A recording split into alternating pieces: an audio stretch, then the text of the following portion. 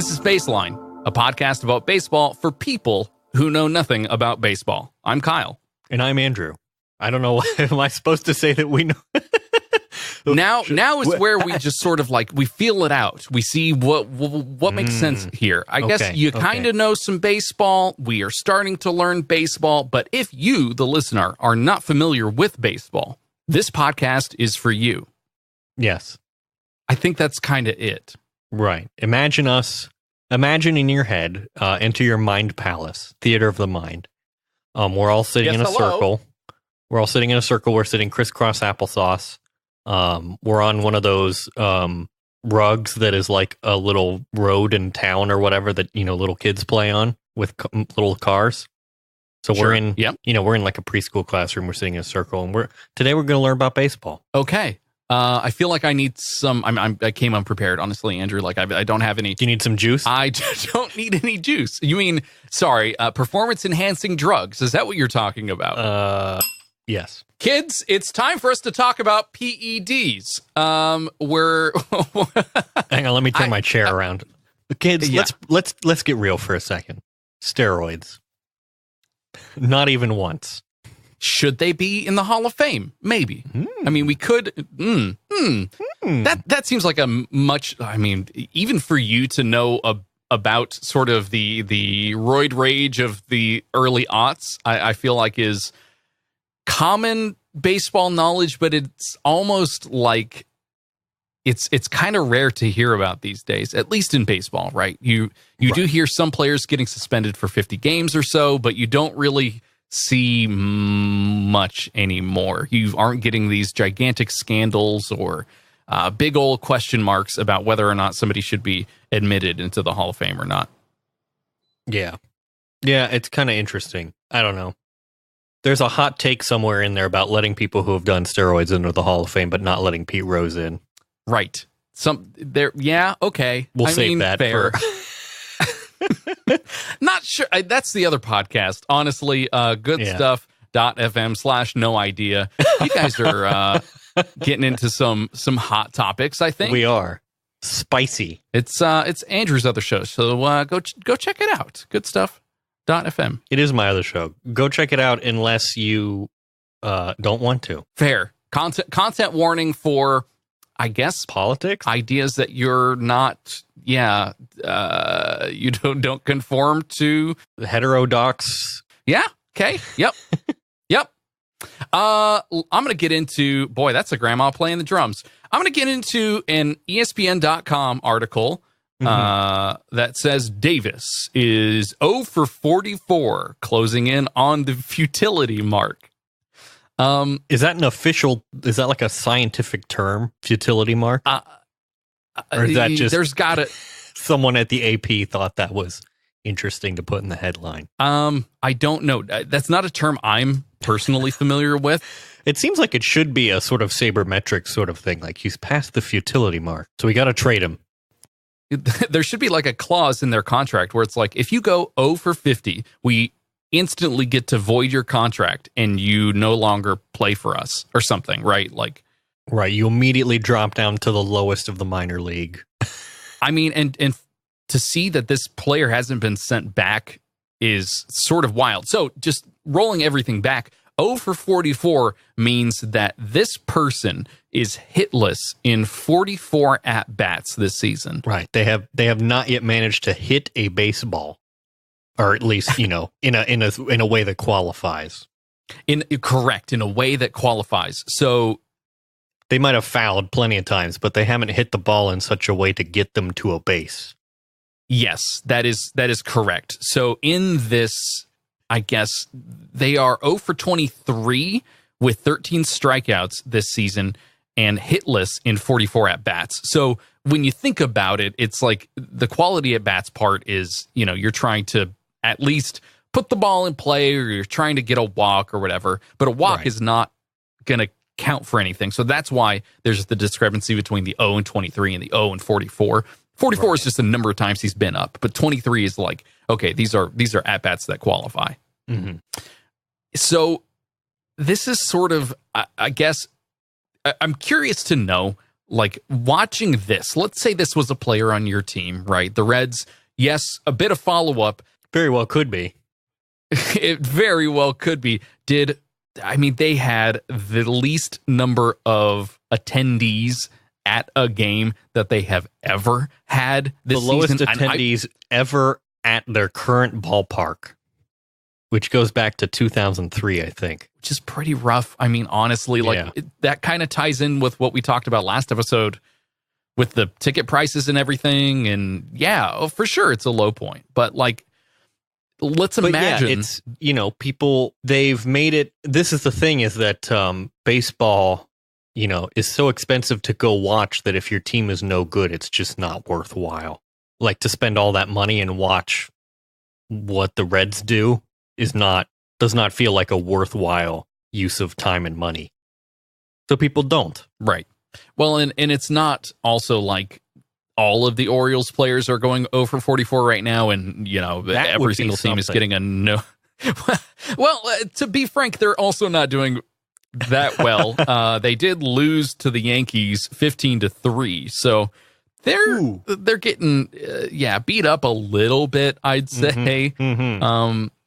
But this is a near record breaking streak. The only streak that is longer was with Eugenio Velez of the Los Angeles Dodgers. So any chance I can get to dig at the Dodgers, fine by me. Went hitless in his final 46 at-bats in the 2011 season, which was one more than the previous from Pittsburgh in 1909, etc. So this fella is on his way to making the record books in the worst possible way. But that's kind of what I love about baseball. They capture every stat. And whether it's great, good, bad, strange, whatever, these really odd statistics point to someone's done this before. Someone's absolutely done this before and done worse. I love that we're tracking this in a way, though, that kind of, I don't know. Am I rooting for him or am I rooting against him? I don't know what to do in this scenario. Yeah, I feel kind of sorry for him. But on the other hand, he's being kept around, and I think that must mean he has at least some redeeming quality, maybe as a fielder. He's a first baseman. Maybe he's a good first baseman, He catches. Maybe he's good at catching the ball, but he's not so good at hitting the ball. Well, and I mean, when you put him up against other first basemen in similar situations, you've got your Albert Pujols, you've got Brandon Belt's coming back. I mean, he's hitting okay now, but he was fielding very poorly and also hitting very poorly, at least in the games so far this year. Giants, by the way, yes, we're talking about a player that is 0 for 44, but Giants right now are 2-7, and it's killing me. This is it makes it almost not fun to watch these days. And I know that every game is a new game, but there's some sort of carryover from the bad vibes, especially you play the Dodgers, you don't get swept, but you don't take the series. And then you play the Rays, which you haven't played in Oracle Park now, or AT&T Park, since 2002. And it's Evan Longoria's old team, and there's a lot of significance around this, and you just get your butt handed to you. So I'm in a weird spot with the Giants where I'm I don't even really want to watch. I'll put it in the background as sort of noise or entertainment when I'm able to pay attention, but otherwise, I'm glad it's a day off today. I'm glad I'm not watching. Yeah. It's the same with the Reds. They're currently 1-8, and that one win was the opening day game. So they've been, they've lost 8 straight games. And it's just not super fun to watch. I watched them lose the other day. It was, not great. And this isn't reinforcing, great baseball skills for you either. You're not necessarily learning. Well, yes, my dad inquired if I'd considered caring about the Tigers instead of the Reds. and it was it was one of those. It's now, have you considered? It was come in, sit down. I have an important question for you. Yeah. you do. I mean, you kind of start feeling that way. Like, should I just turn on other games? Should I start watching other stuff? Or, do I watch for 2 innings and then once they're down by 6, you're just kind of like, well, all right, that was good. Let's go make dinner or something. Right. I mean, at least I don't feel like I'm missing a whole lot. That's true. So if you don't, there's that, I guess. Yeah, if you're not able to catch a game, it's not that big a deal. You can kind of just, or if you watch, especially if they lose, right? It's almost like, okay, not going to waste my time watching the entirety of a game that they're going to lose. If they're down, I just won't turn it on. I'll watch like the Sports Center recap of it and see what see how they did. I guess maybe they got a hit, or the recap is sort of an MLB recap, so it's like showing the hits from both teams that did well. I've never really been like a Web Gems kind of guy where I'll go and watch the best plays of the week in MLB. I just don't, like, out of context, they seem useless to me. It's like the, I don't know, Snapchatification of Major League Baseball compressed into 3-second clips. It just doesn't entice me. That's not really what I like about the game. Yeah. And so, like, trying to watch a full baseball game like that just seems, it's just not fun for me to watch. I did, though, actually, rolling back all the way to the series between the Mariners and the A's to open up the season. There was during the day, there was a replay on ESPN where they actually did cut out parts of innings because nothing happened. And they condensed the game down to like an hour and a half or so from like a 3-hour game by just sort of clipping out certain parts. Like if a pitching change happened, they'd cut out from right when the manager was walking out to the first pitch from when the new pitcher like actually pitched it. That's not bad. That's sort of like, increasing the pace of play in post, but kind of useful still, at least for if you're in a hurry, right? You don't have forever to watch a game. I don't know. I guess, is it worth our time to watch baseball when our team isn't winning? Is it still entertaining? I think it can be. I watched the game, or well, at least part of the game, from 2 days ago. It was Reds versus Pirates. And Joey Votto got a home run in the 8th inning, which was very cool, and it tied the games. They actually went into extra innings, and they lost in the 10th inning, because the Pirates got a double and got a home run. So, but it was, it was that was interesting because it was like, oh, they have a chance to win this one. It's tied 5-5, and then you got to go to extra innings. So but there was a little bit of excitement and anxiety, I guess, there. Well, that wasn't the only excitement, though, between the Reds and the Pirates this weekend. You sent me, I think, an article from ESPN again. I don't think I've ever spent this much time on ESPN.com ever in my whole life. Thank you for your ad revenue. I've hit my quota for the year, honestly, I think. So you've reached your limit of three articles. It's gonna be blocked from now on. There are images of Yasiel Puig, I guess, quote unquote, picking a fight with the whole team, and the whole team trying to like peel him off of. He basically decided to fight the entire Pirates, all of the Pirates. Well, and not just like modern day Pirates, like they look like not even like, I guess, ye olde Pirates, but like Pirates in their 1970s garb from Pittsburgh. I would be okay with that. Just a lot of dreadlocks and raggedy clothes and chains and stuff. It'd be hard to run to bases, but they look really good. I mean, this is a very classic looking Pirates jersey with their sort of like rounded caps and stuff. It's a good look, but he seems like he jumped through a time portal and went back and wanted to fight the Pirates. Do you know what happened here? Like what caused all of this to happen? I do, yes. So basically this was on Sunday's game. The Reds left fielder Derek Dietrich got a home run that actually was a grand slam because it went into the river. And when he hit it, he stuck around. He stood in the batter's box for a moment, a period of time, sort of admiring the great hit that he did.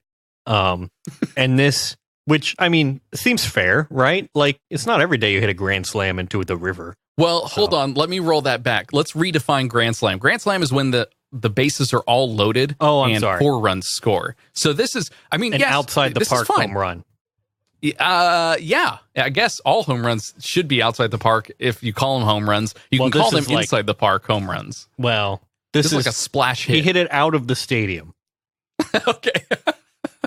That's fine. Yes, I think that's out of the bounds of the stadium. Yeah, and I guess it's so cold in Pittsburgh, there aren't any folks in the water waiting for those balls. They don't expect them to get out there. No, I don't think you'd want to be in that river anyway. Yeah, okay, that's I guess I haven't been there, but out in San Francisco, they have the little cove area, and when folks hit them over the wall, they're there, they're waiting, they're ready to get the balls that splash hit. So, and interesting, yeah. There's so anyway, he hit the ball out of the park, did a home run. Yeah, admired his work. Yep. And this apparently annoyed the Pirates pitcher Chris Archer. So the next time that Dietrich was up to bat, Archer pitched behind his back. So basically not at all into, the strike zone, but behind the batter, which is not good.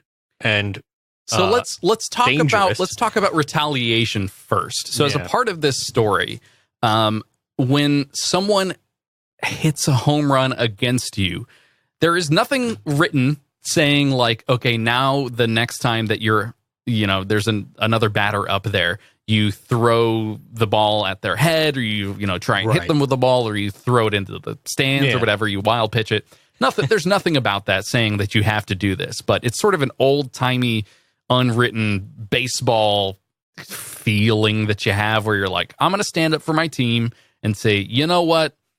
I don't like what your other player did. Don't do that. And you do that by throwing a pitch towards the other batter and making it unhittable, but also not incredibly dangerous to where you're going to, knock that person out.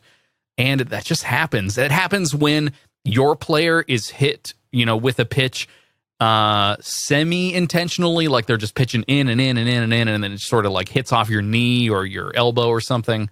The next time that you're up to bat, your pitcher is going to throw one in and being the guy on the back or whatever. It's going to there is that sort of back and forth as well. A lot less so for home runs, honestly. So to see this is really weird for me. But it seems very petty, to be honest. It is. It is very petty. So take it from there. So they've thrown the ball behind the batter, like not you say behind. This is way behind and in the dirt. It's a bad pitch. Mm-hmm. Right. So he threw the ball behind the batter, and the umpire immediately, I like how quickly he pulls his helmet off and walks towards the pitcher's mound and points at Archer and gives him a warning. But this did not satisfy the Reds manager, David Bell, who stormed out onto the field and started tearing into the umpire, basically demanding that Archer be ejected rather than simply being given a warning. Right. And then at that point, lots more people started coming out of the dugout onto the field from both sides. And then it kind of... some articles referred to this as a brawl. It was not a brawl. There wasn't really much fighting. It was just sort of two opposing groups of people pushing each other back and forth. There wasn't that much actual violence. So Yasiel Puig came out and he was quite angry. And actually Joey Votto was holding him back for a while and trying to talk him down. And then at some point, things seemed to be calming down. The sides were returning to their respective dugouts. And Yasiel Puig decided that was his moment, and he managed to get away from two other Reds players who were trying to hold him back and ran at the rest of the Pittsburgh team. And that's what the iconic picture that someone's taken, which I saw someone tweet and said, someone please hang this up and replace The Last Supper with it. Just showing Yasiel Puig trying to just battle it out for his new team. Right. Yeah. So, okay. I'm sure you've seen hockey fights, you just sort of like, it's a part of the game. Baseball fighting is not, I would say. It's very unusual. It is very, very unusual, but tensions are high oftentimes in baseball because of all of the micro decisions that need to be made. And when they boil over like this, there are two options basically that the umpire has. The one that was applied here was I warn the pitcher and then I warn the bench. And those two things were basically saying, like, the next time anything happens, whoever is the person who is, doing the infraction or whatever, throwing the ball at the person, near the person, whatever, purposefully, that person's going to get thrown out. That is oftentimes what happens in these scenarios. It's very rare for a situation like this for them to just immediately throw him out. That was his other option. You can absolutely, but I feel like what if the intent was not to throw it behind the player? I mean, as the person watching, we don't really see all the context. We don't hear what they're saying at the plate. We don't hear what the pitcher's saying. We don't see what they do during that home run. We just see the trot, right? And so, like, we don't understand the whole context of what's going on the field. But the umpire has the right to, whatever happens, you could throw a player out. That's fine. When this kind of thing happens, though, it kind of goes out the window. When all the players start pouring onto the field, not only from the dugouts, I don't know if you caught this, but also from the bullpens, like out in the outfield, they're all running in, all trying to like be a part of whatever fight is going on. Like, they couldn't just sit out there and be like, there are 22 guys already up there. I do not need to be a part of this. Why go run all the way from the bullpen in the outfield? And if there was really a fight, like if there was a reason to fight each other, shouldn't you just come out of the bullpen and start fighting each other out in the outfield? Like, have little, bouts kind of all over the place? That's not what's happening. It's all kind of for show. It's a little bit of theater, I would say. And a lot of testosterone and a lot of like grandstanding and, trying to say what I've, had the right to stare at the home run. Like, it is not my favorite part of baseball for sure. But, when you're at the stadium, it's so rare to see something like this. And this is something too that they do show on TV. Like, they'll continue to show this. Some stuff that they don't show on TV, like people running onto the field or, stuff like that. That's not going to get shown. They're going to cut straight to either commercial or away from it or to the commentators, whatever. But when baseball players are fighting each other, they totally put that on TV. That's why there are so many photos of this. It's a really funky part of the game.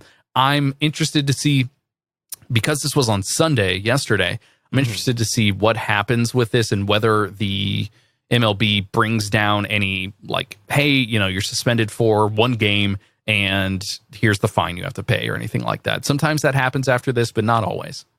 Right, because 3 Reds players and 2 Pirates players got ejected.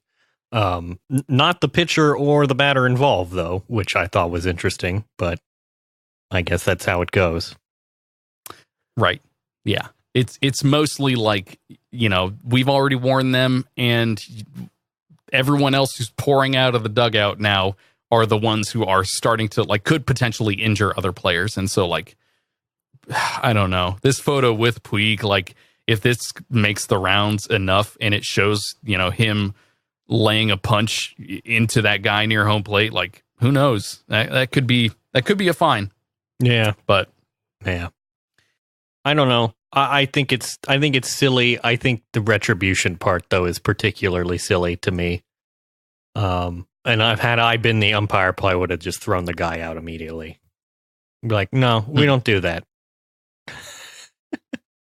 Like, we're all adults here. We're not toddlers. We don't get mad when someone, takes our toy or gets a home run on us. Right. Just play the game. Yep. Like, they won the game ultimately. So, like, what does it matter? I don't. Yeah. Giants have been a part of these types of things before, And the one that stands out to me was an instance where Hunter Strickland, who was a closer / relief pitcher from the bullpen, came in and buzzed one by a player who I forget like why this happened, but it was definitely retribution, right? Like it was against a player who maybe was a part of somebody getting hit in a previous at bat. Something happened, but he straight up like was pitching from the mound and then charged the batter and like went in to just punch the heck out of his head, and it ended up like putting other Giants players on the DL because he was like reaching back and trying to get his players off of him so he could beat the heck out of the other team. And it's like when you're putting players on your team at risk to just to like grandstand with no official rule here for like what went wrong or why you're doing what you're doing, it just feels so misguided and not a part of the game that this is when we're talking about pace of play, like this is it, right? This is something that wasted MLB a lot of should time.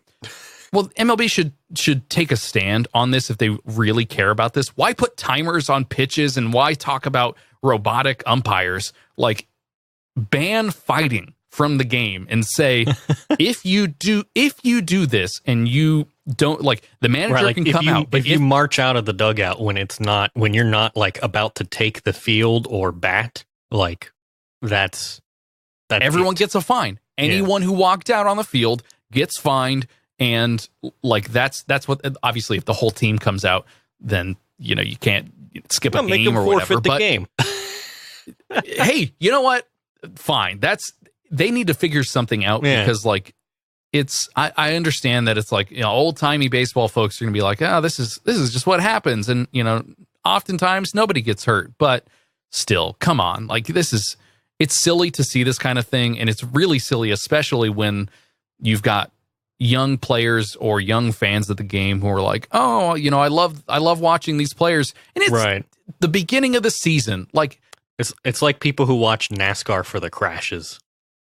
100%. Yes, it is rare, but when it does happen, boy, is it glorified. Like this ESPN.com article is exactly it. It's like they are just not necessarily glorifying it, but they are definitely putting it on blast, like they're talking about it, and they're not coming up with solutions. So I don't know. I don't know what to do with fighting in baseball, but it's like one of those things that until you see it happen in a game, you don't remember that it exists. Like you think about baseball as chess. It'd be like if a chess match, all of a sudden, like you took my pawn and I reach over the table and clock you in the face. Just like flip the chessboard and throw a fit. Like, I guess Fisher threw a tantrum this time. Guess he can't play next round or whatever. Mm-hmm. That's not a thing. So come on, baseball, get it together. All right. Baseball. Well, baseball. On that, it's a lot. It really can be a lot. And I'm glad that like there is real baseball happening, and I'm glad that players are fired up about it, but don't do it, guys. Just don't. Yeah. I do think that it means that we are going to talk about the minor league team of the week for this week. Keep things short and highlight. The minor league team of the week this week is the Lehigh Valley Iron Pigs. All right, I'm going to let me think. I'm not looking at the logo yet. Oh, Iron Pigs. It's great. I'm gonna go.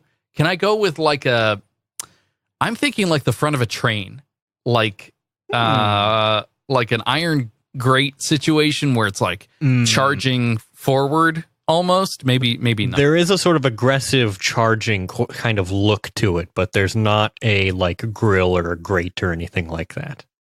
Oh, okay. A literal iron pig. Yes, it's very literal. In keeping with the theme that we established last week of having like compound names, because last week with the sod poodles, this is the Iron Pigs.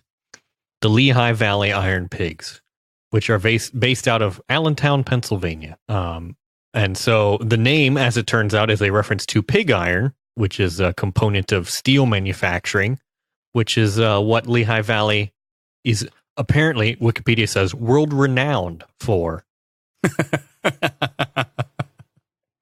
I wasn't aware that the Lehigh Valley was world-renowned for really anything, but I suppose I was wrong. It seems like it would be a lot to also ship the pig iron.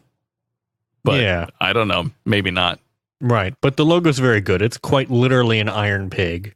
There's some rivets in it as well, just to drive home the point, I think. But yeah, the Lehigh Valley Iron Pigs, they play at Coca-Cola Park. And I'm surprised that that's not the name of a bigger park. But well, the Giants have the big old Coca-Cola bottle in the outfield. I don't know if they've had that since the park opened. And it's always been, I mean, before this podcast started, you played the PlayStation 2 sound effect for it starting up. And like, that's what the PlayStation 2 reminds me of.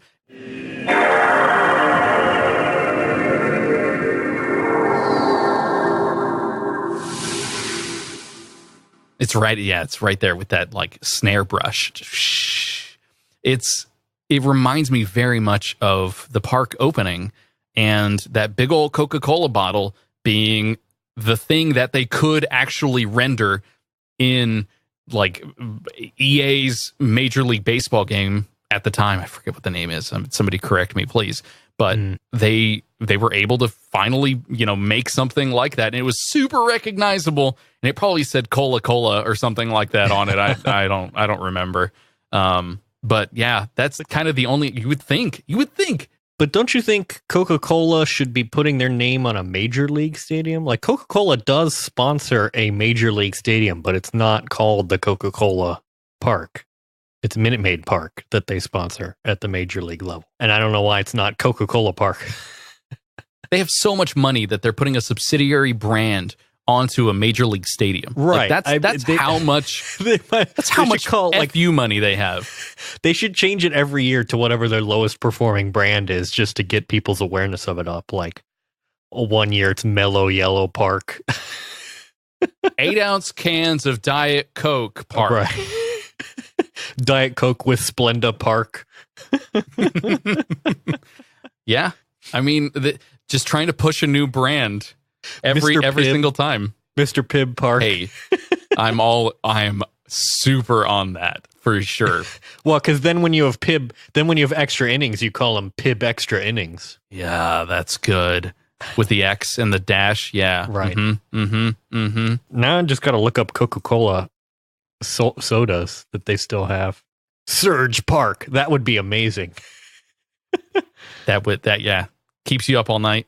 Right. Okay, Soda Park. We're going to have to save that for the end of the show because that's it for this one. You, though, can find links to everything that we talked about and I guess watch videos of people fighting each other if you want over at goodstuff.fm/baseline. And do us a favor, check out some of the other shows over there, especially Andrew's new show. I have no idea what I'm doing. No, but what's the name of the show? Well, okay, fine. It's a good one. Gotcha. Go for more goofs like that one. For more goofs. Go listen. We use the soundboard much more liberally in that show.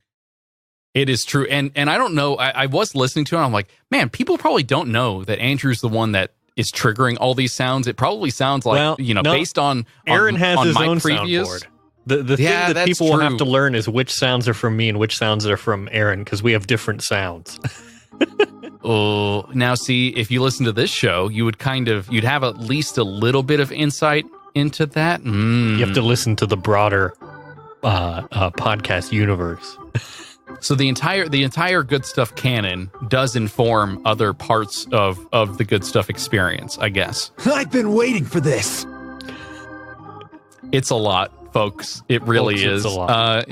You can also become a patron. We would appreciate it. It goes to both support this show and pay for that opening day stream that we did with that very expensive brand new game. Would appreciate it if you would. Patreon.com/goodstuff.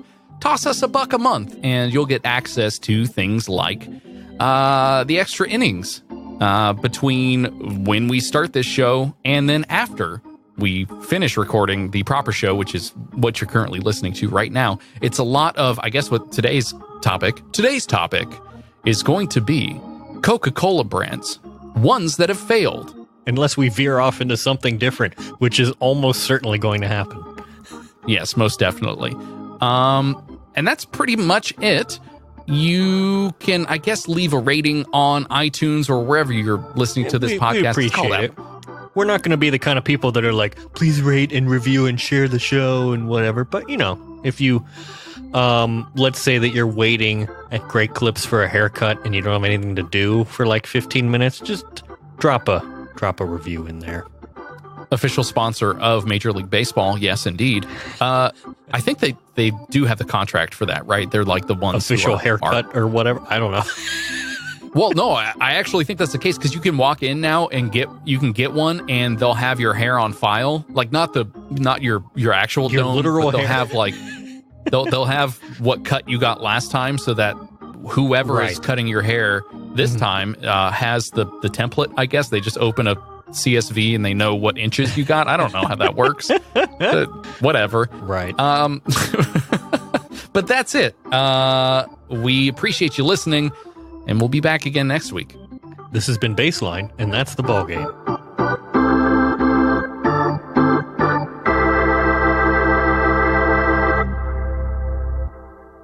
Any rebroadcast, retransmission, or account of this game without the express written consent of Goodstuff.fm is prohibited.